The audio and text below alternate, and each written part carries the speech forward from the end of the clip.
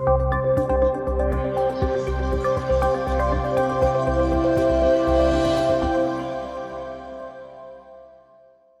everybody, welcome back. It's Justin Kennington at the SDVoE Alliance booth, and I'm joined now with Mr. Clive Couldwell, Group Editor of AV Magazine and Electronics Weekly. Clive, welcome. Hello. Thanks for joining us. Yeah. You know what I need to start off with. Are you still boycotting F1 since Abu Dhabi, or have you come around at all for 22 yet? Well, you know, I used to be an F1 writer. I do. But people don't. I'm not a fan. It's just F1. I'm even less than a fan since Abu Dhabi. And I always thought it was an absolute travesty that anybody could do that. It went both ways. I mean, you know, you shouldn't have dialogue between the team principals and the guy running the race for a start. But if I'd have been Hamilton, I'd have retired, and I thought he would retire. It seemed to come really close, didn't it? And they still haven't issued an apology. No. And they're still faffing about keeping, and they're still, it's a money game. Sure. And they've really shown themselves up very badly. And all the major F1 commentators haven't said what people are thinking. They haven't got their head out there and said what they really think.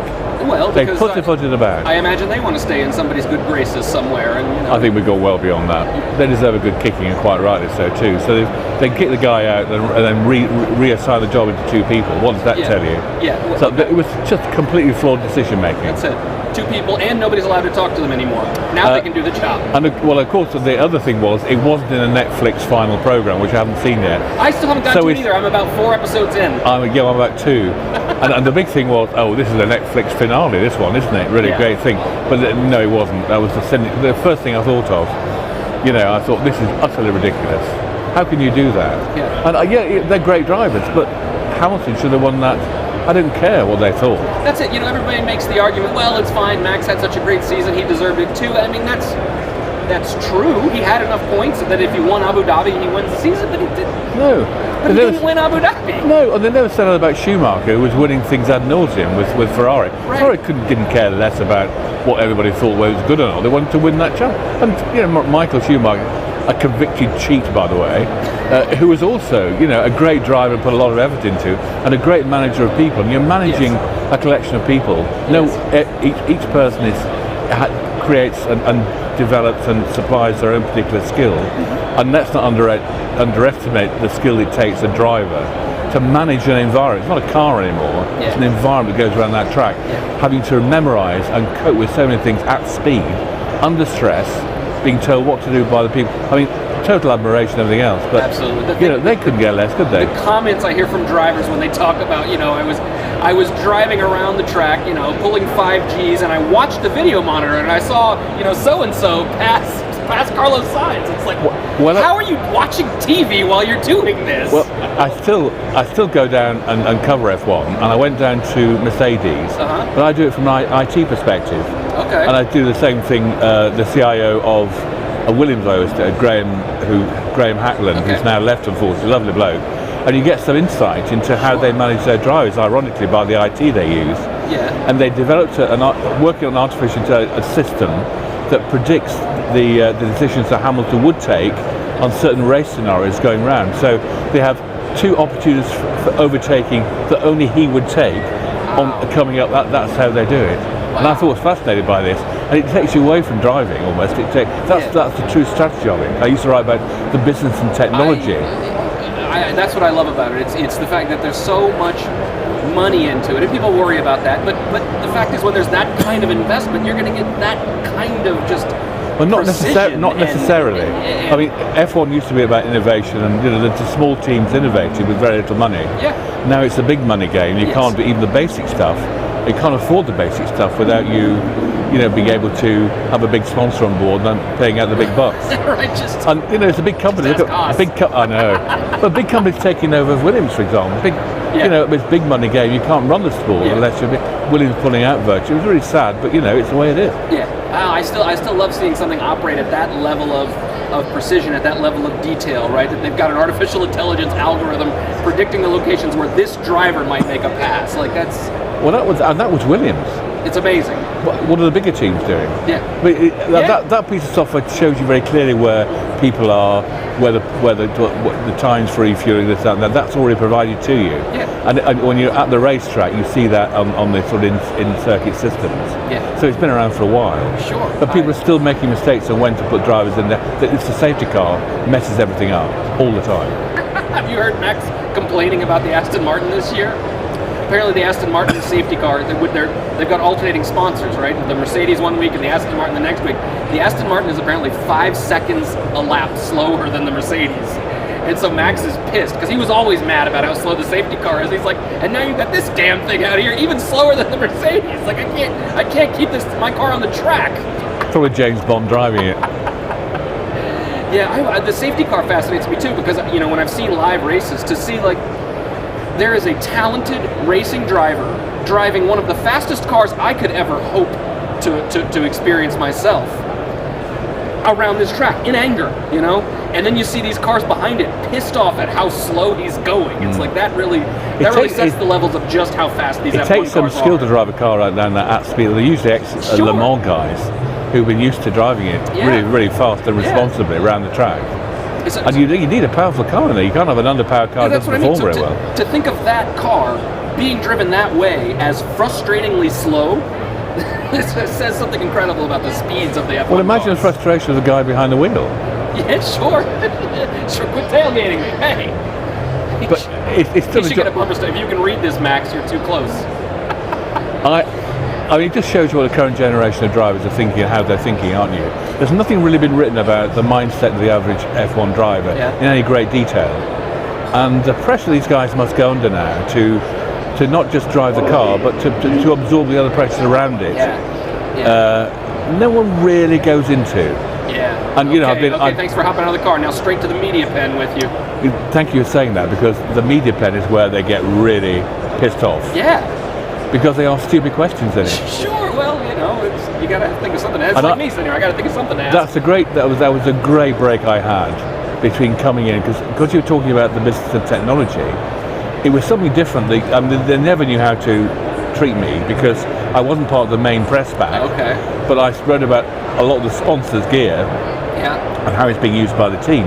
So I was evaluating it as a business, how they were managing, how they were keeping up with innovation and everything else, as well as the technology we're using and how they were developing it. Well, no one spoke about that. So that's what engaged the drivers hugely.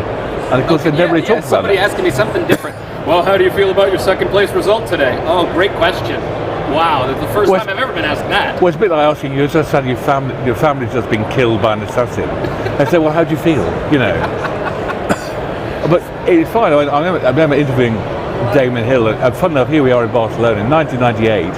I was covering F1. I was with Jordan, in fact, and I was interviewing Damon Hill as he was. And of course, in the Jordan pound, there was Michael Schumacher in his Zen mode, obviously in the head of the plane. And the first thing he said, "Hello, Michael," slap. And we went into it. And I thought, God, couldn't stop him. It was really engaging. This was a time when systems were coming in properly, And it was it's bad enough driving a car, but having to remember more and more his workload every time we're having to react with the central command, if you like, people and the engineers and the race engineers. Quite a tall order, but it was still coming in. But I still remember in the Mercedes garage seeing my first electronic gearbox, being absolutely transfixed by this amazing piece of kit. Sure. Everybody outside interviewed wasn't interested in drivers or anything. I was interested to I thought, wow, I love clever engineering. Yeah. It's probably why I'm doing Electronics Weekly, I don't know, which I used to write about years ago. But it was just absolutely transfixing. You go into a team and you talk to the old guys whose skill it is that's still there. We're not having the right apprenticeship program of bringing 3 people through. Yeah. It's all right, the young bucks on the screen designing this stuff, but it takes an expert maker to create the parts they're designing and make it all work together. Sure.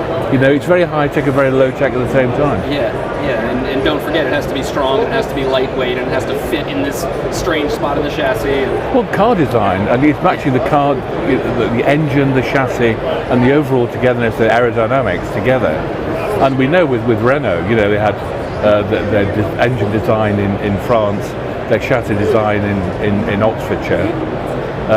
And the two, one year didn't go together at all because no one thought of putting it on the track.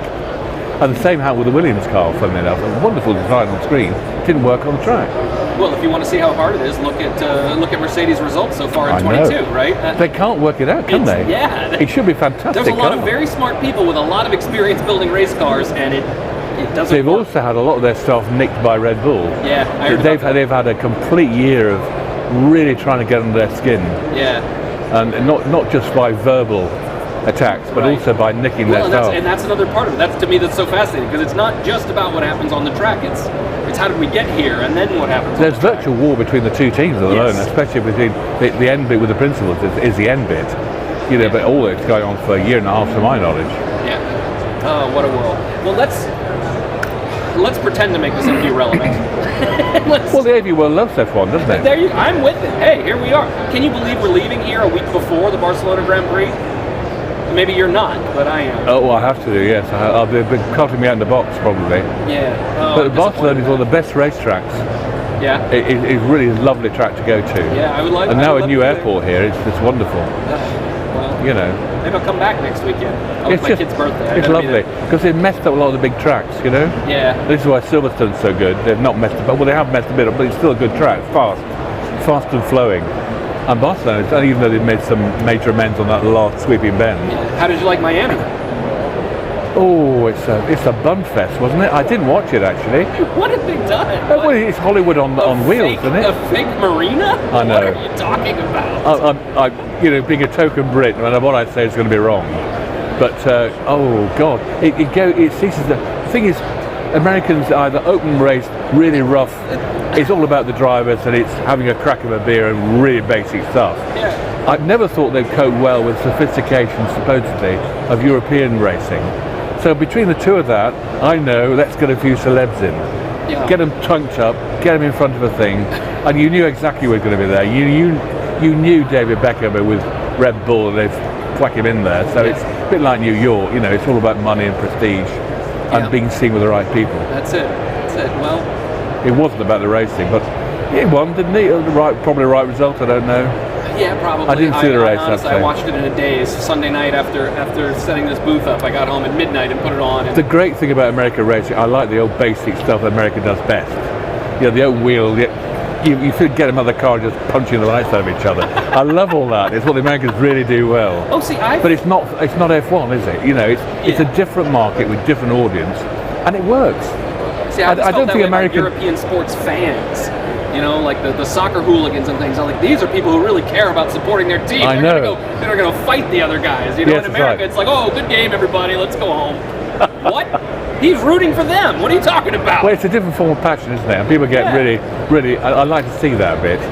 You know, the good old-fashioned sport in the old days. I was brought up with all that. Brought up with a few fisticuffs and passion. I don't think it does anybody in harm. Oh well, Clive, this was great. Thank you so much for joining us. Thank all of you for watching. Goodbye. Thank you.